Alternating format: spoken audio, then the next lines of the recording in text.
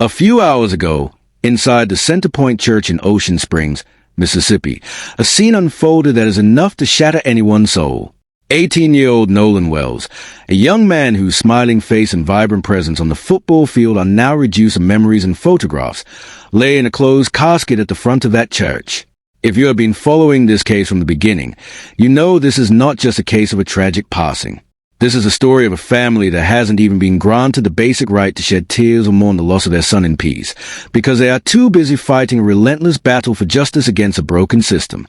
As people quietly took their seats, an eerie, heavy silence hung in the air, pierced only by the sound of a song echoing through the church speakers. Heaven gained an angel. Imagine the sheer agony of a mother and father. Their 18-year-old son, who was laughing and joking with them just days ago, who used to sprint down the field as a college wide receiver, is now in a closed casket right in front of them. The gravity of the moment was clear from the very beginning when a strict announcement was made asking everyone to turn off their cell phones. Every eye in that room was filled with tears. But this funeral was not just a traditional farewell. It was an atmosphere where deep sorrow collided with righteous anger. When the renowned civil rights leader Reverend Al Sharpton took the stage to begin the eulogy, no one anticipated what he would do next. In a move that made everyone's heart skip a beat, he called Nolan's parents, his mother Christine and his father Elmore, up to the stage.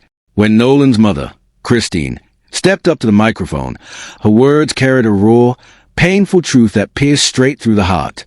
She shared intimate details about her son that the public had never heard before. She spoke about what a beautiful soul he was, his infectious smile, his sense of humor, and his pristine character. But then, Christine shared something that brought the entire room to tears. She revealed that Nolan had a dream. He wanted to get married. He wanted to have children, and he had specifically dreamed of having 3 daughters. He had already thought about how he would raise them, and had even picked out their names. Just think about that. When a mother stands at her son's funeral and recounts the dreams he will never get to live out, the weight of those words is unbearable. Christine went on to say that Nolan would absolutely not want us to stop saying his name. She called out to the world, the social media users, the creators, and everyone in that room. Do not stop saying his name. And then, she ended her speech with a sentence that was the most heartbreaking reality of this entire service. She looked at the casket and said, "We will continue to fight for you." Who wouldn't break down hearing that? A mother, who has come to bury a piece of her own heart, who just wants a moment of peace to grieve, is forced to say, "I cannot grieve right now, because I have to fight a war for your justice first." That is the greatest injustice any mother could ever endure. Next, Nolan's father, Elmore Wansley, took the stage. Elmore usually stays out of the media spotlight, letting Christine do most of the speaking. But today, his demeanor carried the helplessness and profound pain of a father that words can barely describe. He started by apologizing, saying, "Excuse me, I'm going to be all over the place today." Elmore took a trip down memory lane. He recalled that as a baby, Nolan didn't crawl forward. He crawled backwards. He talked about his wild, crazy hair. Elmore shared how he poured his entire life's knowledge and experience into training his son to succeed, both on the football field and in life. He gave Nolan a special nickname, Cool Hands, because whenever the team was in a tough spot and needed a touchdown in the end zone, Nolan never disappointed. Tears streamed down Elmore's face as he explained how he dedicated his days and nights to molding his son into a phenomenal athlete and an even better human being. And yet, today, that same father was bidding his son a final farewell. The scene was so heavy that it felt as if the very walls of the church were weeping with him. When Reverend Al Sharpton took the microphone again, he directly addressed the hate mail and vicious propaganda the family had received recently, accusing the lawyers and civil rights leaders of only being there for the money. With fierce conviction, Al Sharpton fired back, stating that he didn't come to Mississippi to take money. He came to put his money where his mouth is. Right there, live on stage, Al Sharpton announced on behalf of the National Action Network that anyone who provides concrete information leading to an arrest in this case will be rewarded with $50,000. He made it clear he didn't care if the informant was black, white, or purple. The information just had to be true. He guaranteed the money would be in their bank account before sundown. But the surprises didn't stop there. Renowned filmmaker Tyler Perry was watching the live broadcast. He immediately texted Al Sharpton and pledged to match the amount, adding another $50,000 of his own money to the reward. Just like that, lived during the funeral. The reward money doubled to a staggering $100,000. This announcement is an absolute game changer. For those who have been sitting in silence or hiding behind a veil of lies, staying quiet is no longer an option. During his eulogy, Al Sharpton shared a profound analogy. He recounted a childhood memory of seeing cockroaches in the kitchen. When he turned on the light, they scattered and hid. His sister told him there was nothing there and turned the light off. But the truth is, to expose what's hidden in the dark, you have to turn on the light. Referencing the dark history of Mississippi, specifically mentioning Emmett Till, Sharpton declared that a bright light needs to be shined on this case too.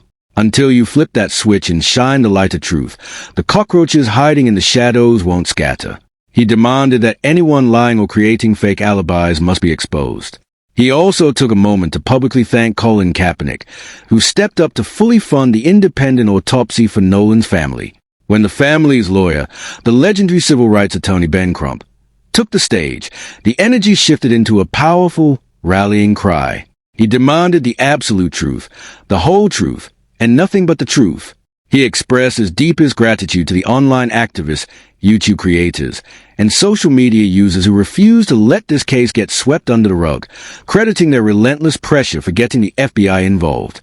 But the most emotionally charged moment of the entire service came when Ben Crump brought Nolan's parents back on stage. He looked out at the audience and delivered a sobering reality check.